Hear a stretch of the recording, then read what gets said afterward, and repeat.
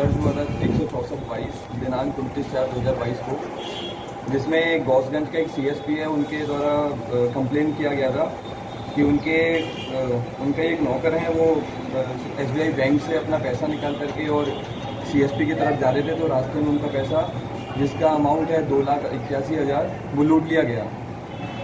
उसके आधार पर एफआईआर दर्ज करके शुरुआत में अज्ञात के ऊपर ही एफआईआर था, लेकिन कुछ लोग शुरुआत से ही सस्पेक्टेड थे हम लोग के।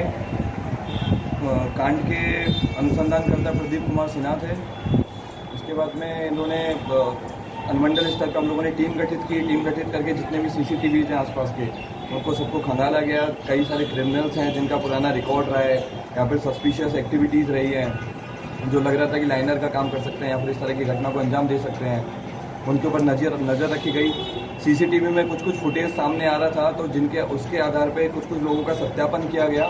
सत्यापन में सबसे पहले एक आदमी है, जिसका पहले भी क्रिमिनल रिकॉर्ड रहा है, उसका नाम है राहुल कुमार, बाप का नाम है मनोज यादव, रहने वाला है दादोपुर का।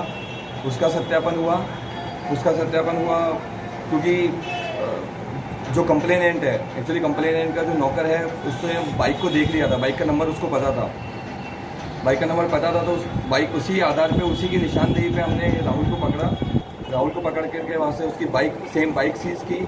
बाइक सीज़ करने के बाद में उसने कन्फेस किया कि उसने पैसा लूटा है, और लूटने में जो उसकी गैंग है उसका भी उसने खुलासा किया, कहाँ पर उन्होंने पैसे को डिस्ट्रीब्यूट किया, कैसे प्लानिंग की, कौन लाइनर का काम कर रहा था, ये सारी चीज़ें राहुल ने क्लियर बता दी।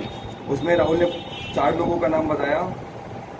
एक गोलू कुमार था, जिसके बाप का नाम शैलेंद्र यादव है, इसका घर बंगला पर है, पीपरदा में।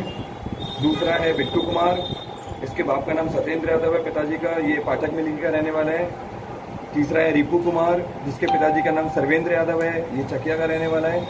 और चौथा है विकास कुमार, जो एटीएम गार्ड की ड्यूटी करता है एसबीआई बैंक में, ये पसिया विका के रहने वाला है। तो पूरा प्लान पूरा किया था रिपू ने और विकास ने। रिपू का प्लान था कि रिपू पिछले 3-4 दिन से लगातार इस आदमी की रेकी कर रहा था। ये बैंक में आता था और देखता था कि इसका मूवमेंट क्या है, कब निकलना है, कब जाना है। डेली ये प्लान करता था कि आज लूट करनी है, कल लूट करनी है।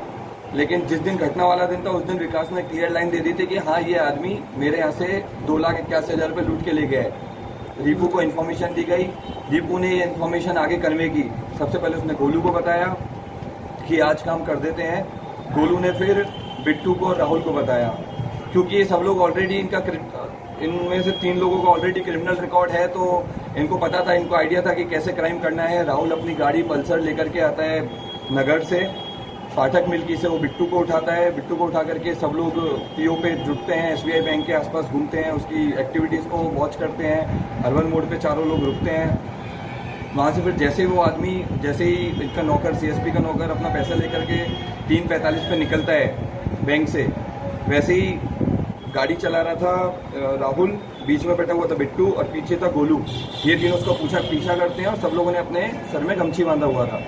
ये जाता है अख्तियारपुर से नहर रोड पकड़ करके डीपाली होते हुए रामपुर नगवा के रास्ते में जैसे ही पहुँचता है, वैसे ये लोग इस पर अटैक करते हैं, पैसा छीनते हैं, पैसा छीन करके भागते हैं।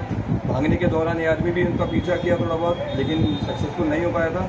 ये लोग तोड़नी होते हुए, पीपरदा बंगला होते हुए, मावलीपुर होते हुए, सैदाबाद जाकर के दुल्हिन बाजार में एक हाई स्कूल है, वहाँ पर अपना पैसा डिस्ट्रीब्यूट करते हैं 50-50 हज़ार रुपये, और अपना बैग को वहीं डिस्पोज कर देते हैं। साथ में हथियार भी था इनके, हथियार की भी पुष्टि वादी ने भी की है। हथियार मेन आदमी लाने वाला राहुल था, लेकिन अभी हथियार हमें रिपू के यहाँ से रिकवर हुआ है। अब रिकवरी में टोटल 97,400 रुपये रिकवर हुए हैं, जो लूटा हुआ अमाउंट था। कई सारी चेकबुक रिकवर हुई हैं, जिनमें सीएसपी संचालक का साइन है, और कई सारे ब्लैंक चेक्स भी हैं।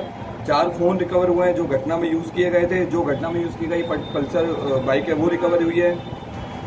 एक कट्टा रिकवर हुआ है, एक गोली रिकवर हुई है, एटीएम रिकवर हुआ है, बैग रिकवर हुआ है। तो यही था मेन।